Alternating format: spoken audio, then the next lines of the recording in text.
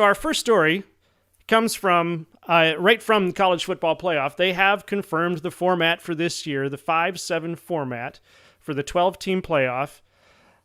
Is going to be the top 5 ranked teams and then the next 7. So in the article, they say the college football playoff board of managers today, I forgot what day that was. It was a week and a half ago, unanimously revised the qualifying criteria for the 12-team event to now include the 5 highest-ranked conference champions plus the next 7 highest-ranked teams as determined by the CFP selection committee. Unless that conference champion is Florida State. In which case, Ouch. No. And what exactly does it mean now that, we've got these 2 super conferences, the SEC and the Big Ten? But here we go. Under the 12-team playoff format that begins this fall, the 4 highest-ranked conference champions will be seeded 1 through 4, and each will receive a first-round bye, while teams seeded 5 through 12 will play each other in the first round on the home field of the higher-ranked team. So it works out the same way any other bracket does. 5 plays 12, 6 plays 11, 7 plays 10, 8 plays 9.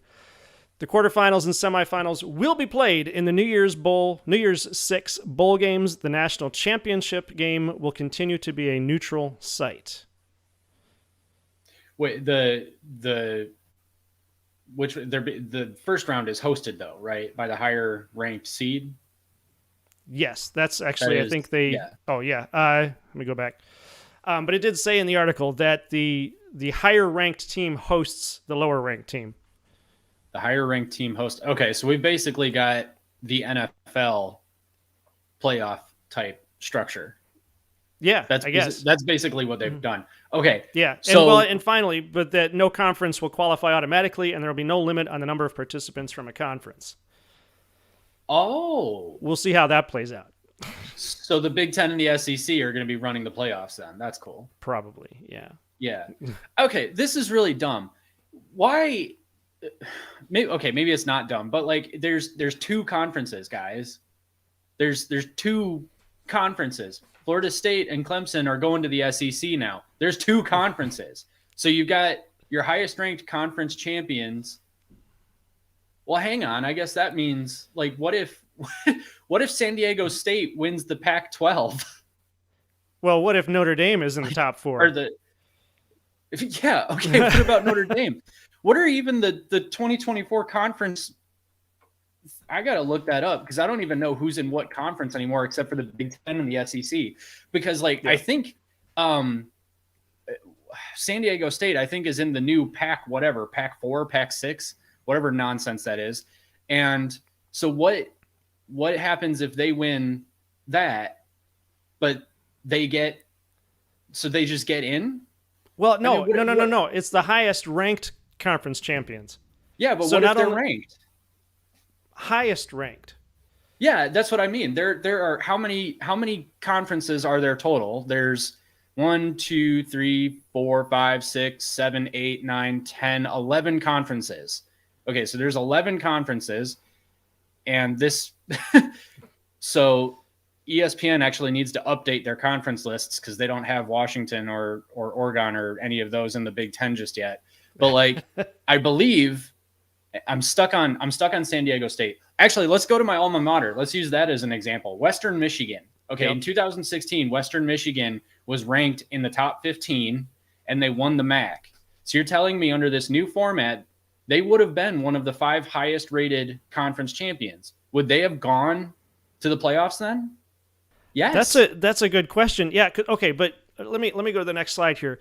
As it turns out, so as I was trying to lay out, because I wanted to look at what the 12-team playoff would have looked like this past year. Mm-hmm. And it turns out that the top 12 teams are exactly what they're talking about. Michigan won the Big Ten. Washington won the Pac. Texas won the Mountain West. No, what were they in? Big 12? Big 12, yeah. Big 12. And Alabama won the SEC. Yeah. So they were actually ranked in week 14 after the conference championship games. They were ranked 1, 2, 3, and 4. Okay. And then number 5 was Florida State. What they're saying they're going to do this year is literally what happened last year. but it doesn't matter because those conferences don't exist in the same way anymore. Well, I know. So I guess it's an interesting question. What you're asking is that if somehow, some way, Western Michigan wins the MAC conference and they're ranked higher than, I mean, they're not going to be ranked higher than the Big Ten or the SEC, I don't think.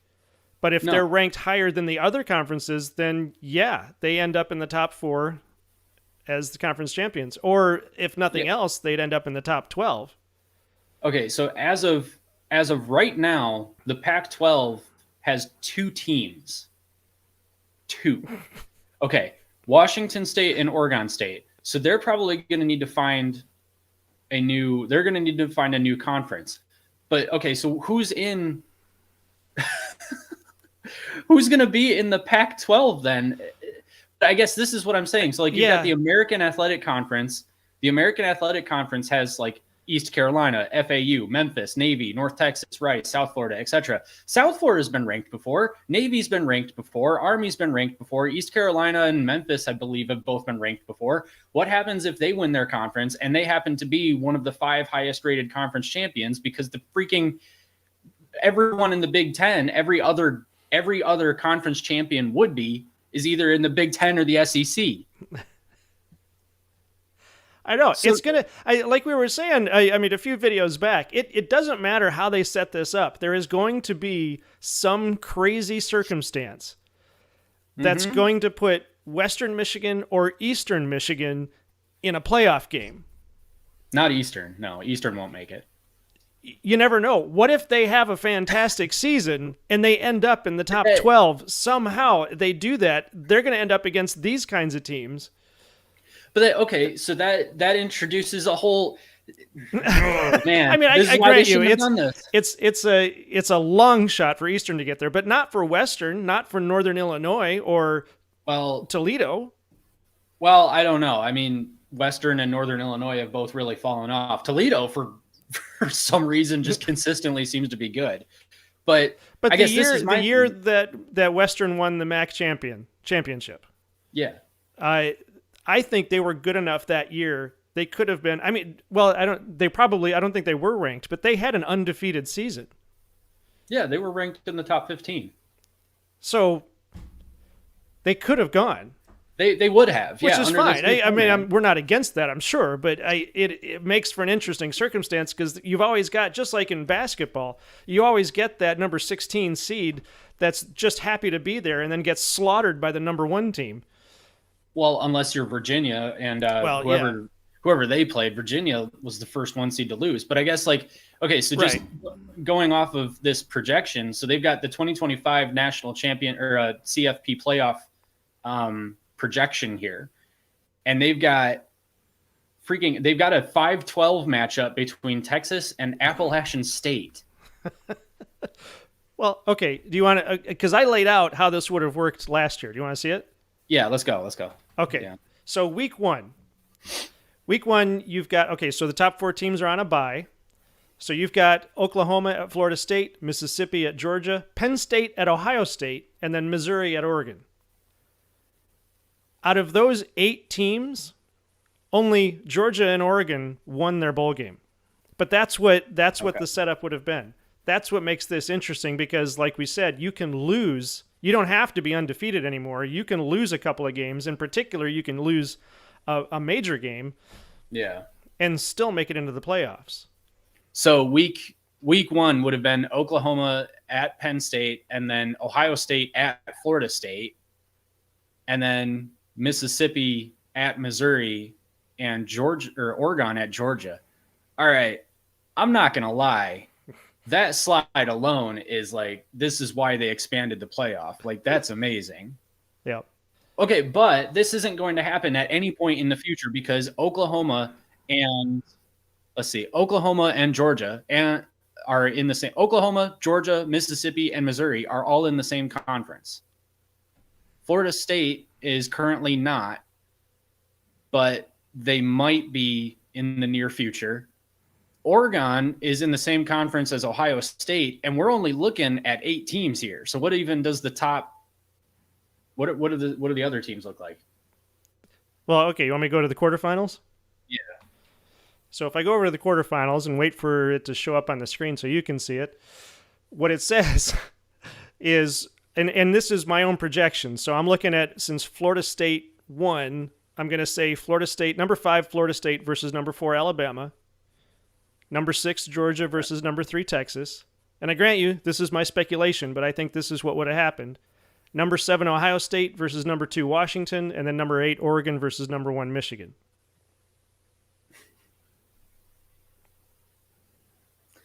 That would have been sweet. That would have been awesome. It's going to be a lot more brutal Yeah. because I'm looking at this thinking, I mean, what was last week? So, well, actually, Michigan had a bye week. Okay, so Yeah. if Michigan has a bye week in the first week, this week they would play Oregon. Obviously, Oregon was ranked lower than Washington, and they beat Washington, but that's some brutal games. Georgia and Texas would have been awesome to see. I'm Yeah. really curious about that. But like, this is what I'm saying. So like Washington, this scenario might not ever play out again because Washington Yeah, is in the same conference as Michigan now. Oregon's in the same conference as Michigan. And Ohio State, obviously. So who needs to win and in what way for a scenario like that to actually play out? See, I guess what I'm thinking is like they sold us on this idea of, well, it's more football and it's all of the games are against are between top 12 opponents.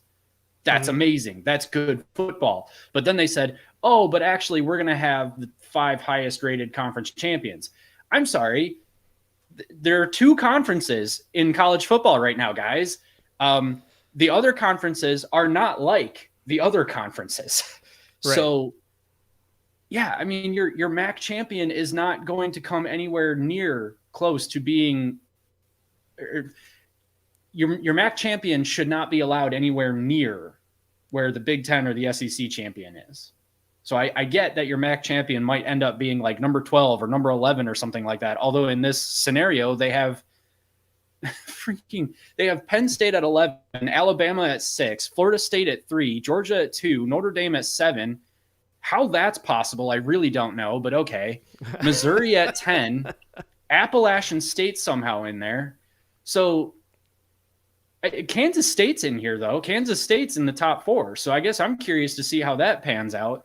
But my problem is that they sold us on better football, but then they said, actually, we're going to remove a lot of the ways that we could get all of those different teams to play against each other. Mm-hmm. And I love how like every Michigan and Ohio State fan was really concerned about the rivalry not meaning as much. And literally in the first projection for the first time that the playoff is expanded, they have it where Michigan's going to play Ole Miss for a chance to then play Ohio State. Again. So Michigan and Ohio State play in the regular season and then probably again in the playoffs, if not the Big Ten championship game. Yep. Yeah. After that, then I have the semifinals. This would be my semifinal prediction. My semifinal prediction. Prediction for the semifinals. Number 5, Florida State versus number 2, Washington. Number 6, Georgia versus number 1, Michigan. Number 6, yeah. That would have been a good game. Who did you have Georgia beating? You don't have to go back to the slide unless you need to, but I'm going to need to. okay. I had Georgia beating Texas. Georgia beating Texas. Yeah, okay. I think so. That's how did they lose to Alabama, man? I don't know. They really shouldn't have, because it's funny. If you take 2023 Georgia and put them up against pretty much anybody, you would have been like, yeah, Georgia's going to win. But then they lose to Alabama, and that's enough to keep them out of the playoffs. It's crazy. Yep. Which and all I get, that. and I agree with, but Yep. All that's to get us back to Michigan versus Washington. yep. Yeah, you're right. Yep. It's So going to be. way, I'm sorry. Say it again. I was just going to say, so either way, like we just get back to where we would have been the whole time. Well, know? this was my projection of where we started to where we ended up, and then adding in the weeks in the middle to see how that would have shaken out. Oh, well, yeah. And part of that you don't have to guess at. You can see in what week 1 would have been. Yeah. And then I was just projecting on the quarterfinals and the semifinals. But no, I get that. Yeah, let's jump over to the chat. We have a few chats going on here. Antoine is back. Hello, Antoine. Ooh, hey. Antoine says, even if Eastern Michigan wins, and again, this is another technical issue. I wish I could put him up on the screen here, but I haven't figured that out yet. Maybe next week. It's one thing at a time, man. One thing at a time. At a time. Even if Eastern Michigan wins or some little conference wins, all they're going to do is disregard them as a little fella conference. You see what they did to Florida State in the ACC. What do you think? Yeah. I mean, he's right. That's what they did to Florida State. I mean, they had their reasons, but I mean, but that's what I'm saying. Like, what if they win and they're ranked high enough? It doesn't matter. Yeah. You have to let them in. They have to be in. Yeah, it should be. And this gives them less wiggle room. If the same setup had happened, I'm just going to go back to that screen. If we were here with the same top 12 teams, then Florida State would have been in, even though Alabama beat Georgia, which is why they were pushed out. They were pushed out of the top 4 because Alabama beat Georgia. That's probably what happened. Yeah. But they say that Florida State was left out because they weren't the same team without their starting quarterback, which, yeah, no, they weren't. Sorry. But the other guys don't even have a shot. I guess that's, yeah, I don't know. I guess I'm still stuck on, like, if Eastern Michigan wins the MAC and they're ranked high enough, they're an automatic bid.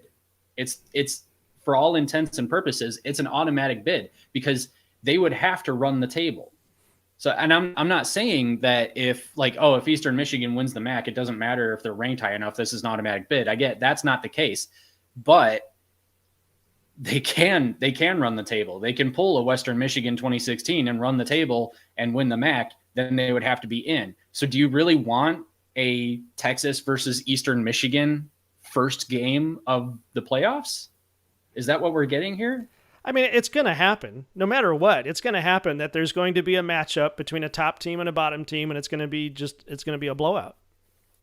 But that's the problem that we were told that was not how this was going to be. I mean, it's less likely with the top 12. I mean, basketball, you've got what, the top 64.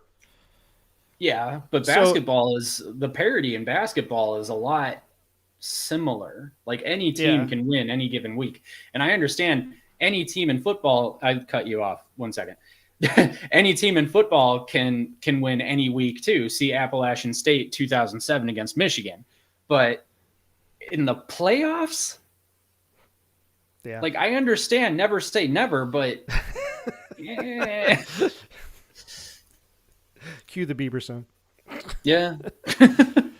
Let's see. Okay, so we got people already talking about the Buckeye stuff. Free Climb says, I hate the new Big Ten championship format. Basically, a team could beat another team only to play them again, making the first game irrelevant. Yeah, yep. That's what we're talking about. Yeah. Yep. We agree. Completely agree. Antoine says, with the new college format, I don't know why team would even consider hard non-con schedule. It's pointless. Oh, why would you consider scheduling a difficult non-conference? When exactly. You don't need to. You don't need to. You just need to run the table, and even if you're not ranked high enough, all you have to do is get into the top 12. Mm-hmm. Sam Hartman's looking downfield for Adrian. Oh! Carter almost has a one-handed catch. Almost.